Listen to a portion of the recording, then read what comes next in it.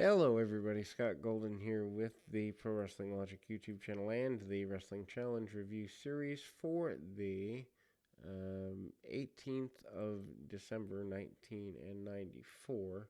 Again, as we roll forward into the end of December and beginning of November, we kind of run into the nature of a rough time in the WWF, as it were.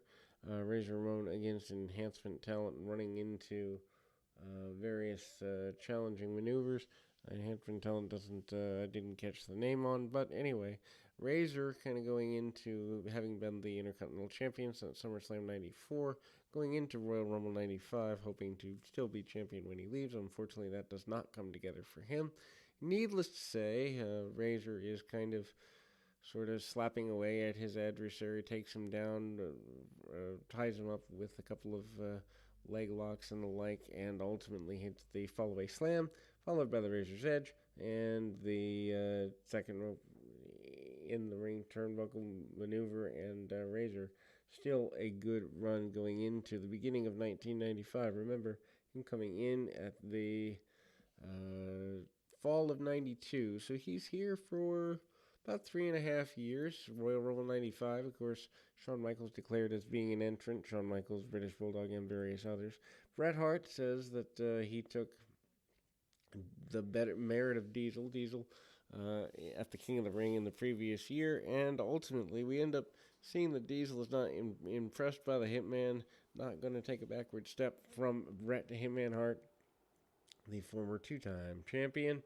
And Diesel trying to be the leader of the new generation. Not exactly going very well for him, but he's trying, and that's all you can ask of a guy in that role. Anyway, Hakushi against Gary Scott. Hakushi makes his debut. Jinzei Shinzaki with Shinja. And Hakushi basically being treated like the White Angel.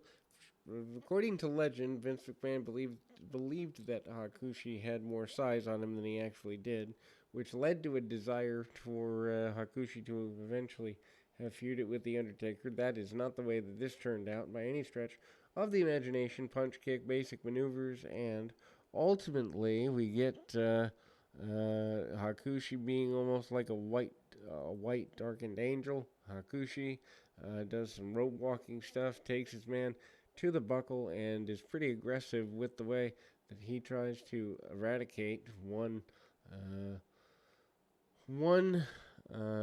Gary Scott. Punch, kick, very basic maneuvers there, and ultimately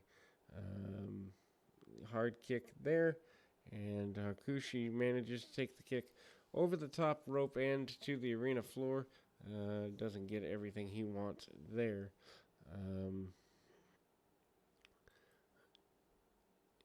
And I mean that's ultimately what's here as far as that's concerned. And a pretty basic run there. Pretty basic run, as it were, and ultimately kind of managing to get things according to deal there. Anyway, we got Double J versus Corey Stewart. Double J obviously getting ready to be the Intercontinental Champion, coming up at the Royal Rumble. Punch, kick, very basic maneuvers by Jeff Jarrett. Walking around with a white towel on the outside, wiping the sweat from his brow, manages to get a top rope clothesline. Not very impressed with his adversary by any stretch of the imagination. Jarrett also manages to go at it and get a figure four on and gets the victory along the way here. Shawn Michaels' interview basically declares for the Royal Rumble, also says that Diesel is going to pay for ever mocking him. He wants his hands on Diesel and wants to get him once and for all. Mabel against the wonder that is none other than Mike Bell, Enhancement Talent there, and of course Shawn Michaels has not turned babyface yet, still doing the heel thing through right after the night after WrestleMania 11 in 1995. So Shawn Michaels still not getting the best of reactions. Anyway, we go from there to Mabel and Mike Bell. Mabel kind of doing the singles thing. I think there's more value in Mabel in singles, and I think Vince McMahon realizing that Boss Man Slam and a spin kick, but the Boss Man Slam is what gets it for Mabel. Less than 2 minutes in that match there. Then we go to the Heavenly Bodies with Jim Cornette. Heavenly Bodies against Roy Raymond and J.W. Storm. Simple match though it is. Of course, Jim Cornette seconding the Heavenly Bodies. J.W. Storm, not exactly a guy that anybody's really going to challenge too much of here. And Roy Raymond, a guy that I knew in the independent scenes in New England. Interesting fellow, to say the very least. Actually quite a bit of a carny.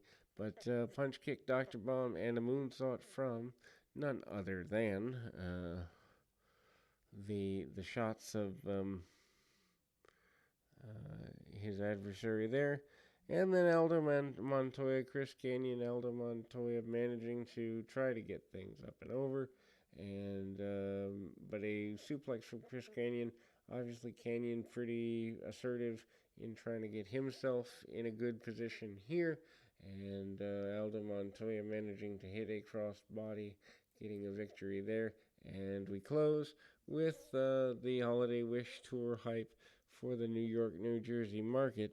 And we close that edition. The next edition will be the Christmas Day edition in 1994. And then we've only got about 18 of these left. 16, 18, something like that. Anyway, we'll be back with more right after this.